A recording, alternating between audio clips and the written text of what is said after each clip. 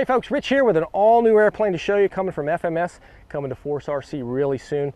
This is their all-new 70mm Yak130 EDF jet. This is the first, guys, coming in a new line of higher-end foam jets coming from FMS. And this is really one sweet airplane. Best of all, guys, it is fully retractable landing gear on it, flaps, so it really has the features of really a larger jet in a smaller package. And it's all a 6-cell powered airplane. So tremendous power and tremendous speed out of this airplane. Taking this thing right out of the box to start with was fantastic, because it really just went together well. It's pretty much almost a completely glueless airplane, guys. The only thing that gets glued onto this airplane really is the nose cone, and you use a little bit of contact cement to get that on. But otherwise, the rest of the airplane really screws together, and they have a lot of design features in here that really put this airplane sort of above and beyond some of the other airplanes out there. Now, overall overview of the airplane, guys, it is an all foam EPO foam jet, and it is powered by a really nice FMS proprietary 70mm 12-blade fan.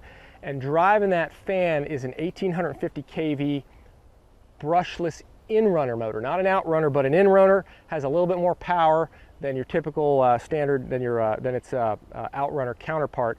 And then driving that, powering that, and everything else is a 70 amp ESC with an onboard BEC. And that onboard BEC drives all of the digital metal gear servos in this airplane. There's actually 7 servos installed in the airplane. Again, all digital, all metal gear for the ailerons, the flaps, 2 for the elevator, 1 for the rudder, and 1 for the nose wheel steering.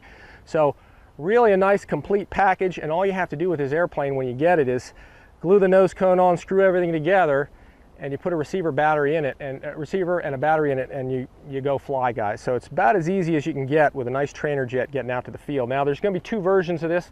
As you see here, guys, a nice red sport version, really flashy, really easy to see, and also there's going to be one in a gray, more sort of a military scheme, which duplicates this Russian trainer jet. Now, again, guys, assembling it's very, very easy. There is a single spar running through here, and then your wings plug in, and there's screws that come in from underneath, just 4 screws, and your wing is on. Elevator and rudder go on real easy. The rudder actually has a tongue and groove that fits right in, and there's actually a little bit of 3M double-sided tape here. You just peel it away, you put your rudder, your tongue and groove down, you put your rudder down, and it's actually stuck in place. Then the elevator, which is completely assembled, just goes underneath. Screws go up through the bottom, and that actually screws the elevator, or the vertical stabilizer and the elevator all together. And pretty much the airplane is done, guys, and you're ready again to go put your receiver battery in it and go fly. Now, this plane has a lot of really nice features, again, that make it stand out among some of the other airplanes out there. Starting here, guys, at this leading edge extension, may look like any other, but it actually has a plastic sheathing around it. So this isn't just foam, which makes it nice and durable. A lot of foam airplanes don't have that there, and this area gets all dinged up real easily. And they've just put a really nice plastic sheath around there. It's just a really nice feature.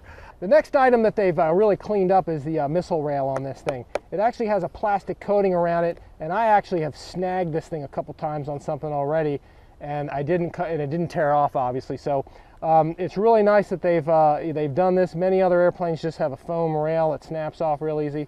So that plastic coating on there, that plastic cap, really makes that missile tip really nice and strong. And then over here, guys, to the nose cone. You know, if you ever have to do a gear up or something, or you ever snag the nose cone on something, it's really nice. They've put a nice sturdy plastic nose cone on this thing to keep that from getting dinged up.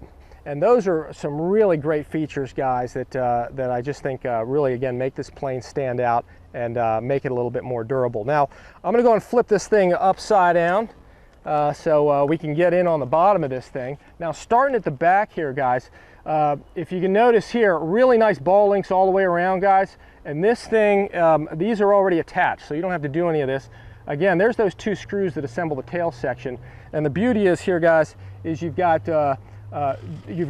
dual elevator control there with 2 servos, so you've got some good redundancy, and it really makes this plane fly nice and smooth and gives you really positive control. Now, moving into the center here, guys, very easy access here to your 70mm fan. 2 screws, this plug pops out, and you have access to the fan really easy. Now over on the wings here, guys, I'm going to go ahead and take one of these off. You can see here where your 2 screws for each wing, 2 here and 2 on the other side. You can see they're countersunk hex screws, which are, you can see, flush mounted. And once you put your wings in, all you do is you just really make your 2 attachments for your flap and your aileron, and those 2 screws, and you can see the flush mounted screws really look nice on there. Also on the servos here, guys, you can see how they're already pre-installed. Rods and horns are already pre-installed as well, and it's just less work you have to do, and it makes getting the airplane together real easy. Now Steve's going to zoom in on those flaps. I'm going to go ahead and extend those for you, and you can see how nice those things are. But again, guys, all this stuff is pre-assembled. You don't have to do any of this stuff.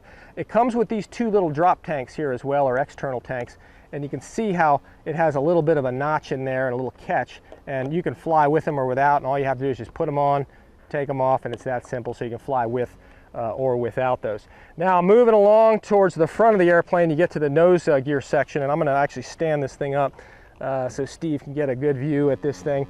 Inside, you've got a metal trunnion. Metal trunnion's on the main gears as well, so it really looks the same as this. But they left this little hole here for an Allen, for a set screw, that lets you get in there and adjust your nose wheel as well. So really nice design. They've thought about you being able to adjust that, and they've put that little hole in there for you. Now what I'm going to do is turn the airplane around, and we'll talk about the inside here real quick. Not too much to see there, but as far as the canopy goes, no magnet on this one. It has a very nice latch mechanism that gives you a really positive lock, and you just pop that off with a tongue and groove in the front. Nice canopy detail and a pilot, a little bit of instrumentation and seats in there and so forth, but just really nice on the canopy overall. Flip it upside down, and right here, guys, you have ventilation holes that helps prevent the canopy, the inside, the foam from blistering and bubbling up. And then also your pilot's screwed in place so he doesn't, come unglued and wobble around in there and so forth. So now inside, guys, not a whole lot to see here. There's plenty of room here. Again, this is designed for a 6S pack, 2600 to 33. You can probably go a little higher if you want. This is a 3300 6-cell pack, and you can see here as I pull this thing out of here, it's an EC5 connector. That pretty much comes standard all the way around. I usually just plug mine right in there and just kind of stick it next to the battery. And this battery position works good, a little bit off the front bulkhead, and that seems to balance mine real well. Receivers here, also satellite receivers down in here. Again, not a lot of space for a receiver, but there's enough to get it in there for a 6-channel or a 7-channel if you need to. And that's pretty much it for the inside of the airplane, guys. Again, canopy goes in real nicely, tongue and groove. Now, I was just talking about the CG a little bit. My plane seemed to balance really well. Steve, if you can zoom right on here, right at the back edge of this plastic, if you go forward about 5 to 10 millimeters on that, plane balances well right about in there, and you just finger balance it at the field, and it's just really, really fantastic. One more thing I'm going to show you guys with the retracts. They're all 3.5 millimeter struts overall, trailing link in the back, wire struts, and you can see how nicely they retract. Guys, it comes right out of the box this way. You don't even need to mess with these things, but it just works really beautifully. And now, operating this on grass, fantastic. As long as you got low cut grass, wheels and everything, it runs real nice on grass. If you're operating on pavement, sometimes if you come in hot, it can be a little slick. One little tip I have is I put a little tiny piece of fuel tubing right there on the axle. I popped the E-ring out and stuck that there. There was a washer there. Put a little piece of fuel tubing in there just to give you a little poor man's braking. That helps add a little friction to those wheels if you're operating on slick pavement, and that kind of helps slow the airplane down a little bit. But if your landing speed's right, you shouldn't have any problem with that. But not a bad little tip there. But overall, guys, just a really nice airplane. Again, this is the first of many really nice EDF jets that are going to be coming from FMS models. Be looking for this one, guys. Again, coming to Force RC really soon. Appreciate you guys watching. Thanks for flying FMS models, and as always, we'll see you next time.